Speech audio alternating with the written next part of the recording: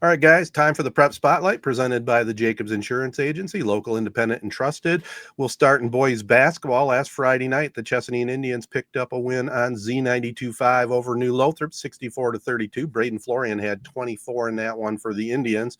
Perry, an overtime win over Saranac, 68-66. The Ramblers beat the Red Hawks for the second time this season in OT. DJ Jenks had 21 for the Ramblers. And then Durand over Birch Run, 54-43. Levi Smith, 18 for the Railroaders. In girls basketball, last Friday, Corunna down Lake Fenton, 45-33. Rachel Steinecker had 14 for the Cavs. New Lothrop over Chesaning, 47-26. Caitlin Wendley, 19 for the Hornets.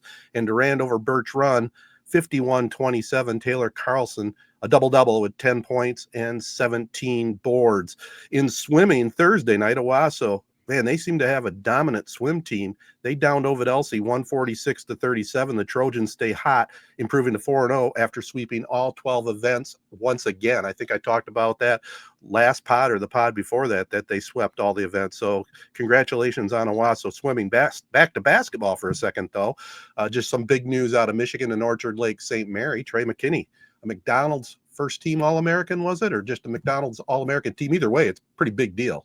Yeah, McDonald's All-American. He's committed to Michigan. Dusty May was able to keep that commitment, and that's a big deal to get a player like that. I saw Michigan's 24th McDonald's All-American that they've had committed, which really? I don't know. I didn't look up where that stands in the country, but I think that's probably. I'd be curious how many Michigan State or like Kentucky, Duke, North Carolina probably have. A slew. Kansas, those teams probably have a ton, but 24. See, the obvious, looking at the list, I won't go through the whole list, but I know because you got some other prep spotlight stuff.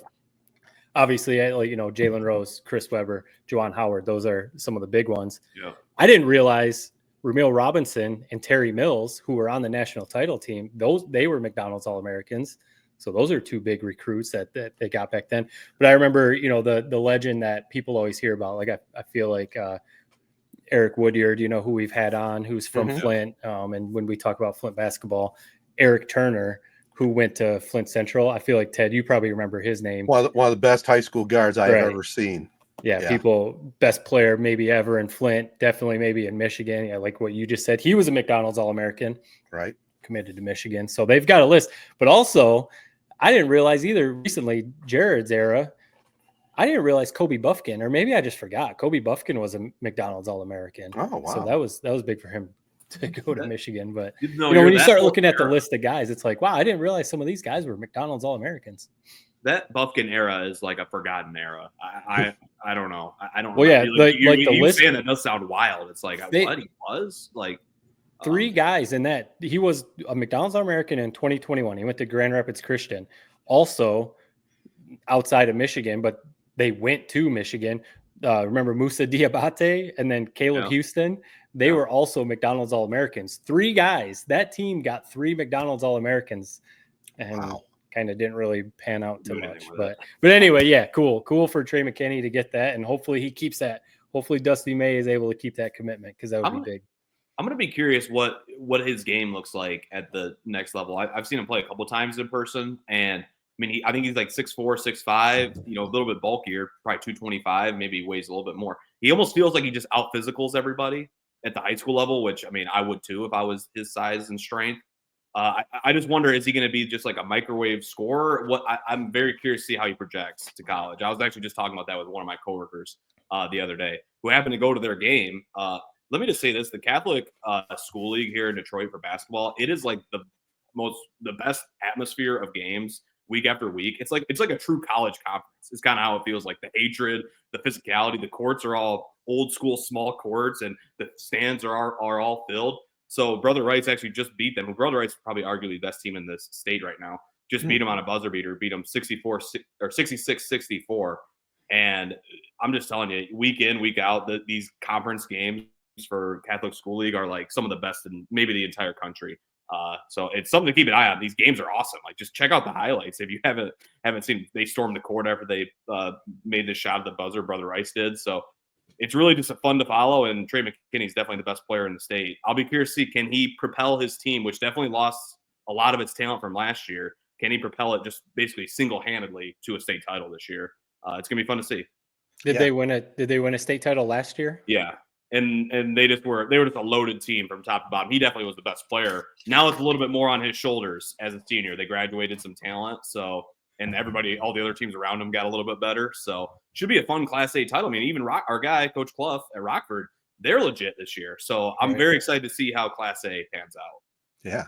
Well, can't wait. And the boys' high school tournament is going to finish up, I think, a week or so earlier than it normally does. So it's right around the corner. It starts in end of February. So stay tuned. There's a lot of good teams involved. In fact, a couple teams in our area that are pretty good, obviously. Chesaning and Novodelcy. It'll be our Z92.5 game of the week this coming Friday night, January 31st, 7 o'clock from the Marauder Gym. I get to slip back in the saddle again, do a little play-by-play. Kind of looking forward to that one. That's going to be a lot of fun, I think. What'd you come up with? What can you tease the creativity of the 40-year reunion? Jared was saying you should come up with something. Yeah, the only creativity I came up with has already been posted on Twitter, and that was the intro from 1985 with Merrill Walker. The quality, obviously, I appreciate you posting it on our Twitter site, but that quality was terrible. But there's nothing I could do about it. That was just the tape quality that I had from that game. Wow. Yeah. It's kind of hard to even what I picked away from that 2 minutes, and you're right, the quality is not great, but still it's an awesome little thing to listen to. How you have the old 1980s play-by-play style. I don't even know how to describe it. The nerdy librarian is how I describe it. And so it's cool that I hear you now, and it's you clearly found your voice somewhere from there where you're just doing an impression of I don't even know what old-timey baseball broadcaster to now where it's just your voice. So it's funny to kind of listen back to that. Do you notice the same thing? Is it almost an impression? Oh, it was so terrible, Jared. I mean, I've told the story before, but even just getting on the air, I remember going up to the Alma Gym with Clem Sellers, the old sales guy from WAP. He was the guy that would be my sidekick on that first season. I remember he said, 15 seconds to air, and I truly thought I was going to pass out. I mean, this is radio. I was so nervous, and I had leading up to that point, I was so cocky and confident. All right. And then once I jumped into it, the bad on me, didn't really do a lot of homework, really didn't know the players, even on Corunna, who was the team I'm supposed to cover, didn't even know them that well. So the delivery was so choppy and slow and just dull. But thank goodness they did stick with me because it got better. Who were you impersonating in that? Who was your idol? Ernie Harwell? Right around that time. You know the type of guy that announces that way. I don't even know. The advice I'd give somebody, and back when I started that, I thought, I have this radio voice, and just not be yourself. And the whole key to, at least putting out a good presentation is just be yourself, that's what I learned. And the other thing, some people say, I don't like listening to myself, or I don't like watching myself, but boy, oh boy, that's how you learn. There's so many bad habits that I would say on broadcast, and I go, why am I saying that so much? So many times, right? So it helps you in your homework just to clean up stuff if you do listen to it. So it is fun. There's probably a ton of people who think that I could flip the mic on and I could do play-by-play, or I could do that because I know football or I know basketball, but there's a lot more to it. It's kind of like the criticism that Tom Brady has gotten. I mean, obviously he's improved through the season for sure. But, I wonder if to an extent he thought Tony Romo can do it. Greg Olson can do it. I can do that. I can talk football.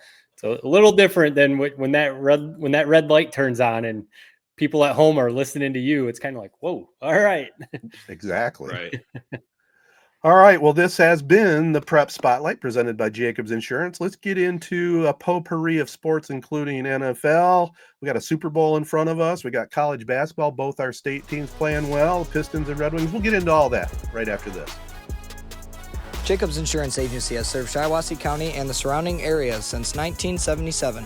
Just like 3 Point Podcasts, we've had 3 generations: Gary Jacobs Sr., Gary Jacobs II, Brian Jacobs, and myself, Noah Jacobs, serving our community with offices in Waterford and Owasso on M21, just west of Home Depot. Stop in or go online to jacobsinsurance.com to get a quote or get your questions answered by our team.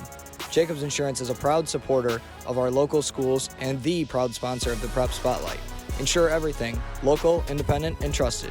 It's our family working together to protect yours. That's the Jacobs way.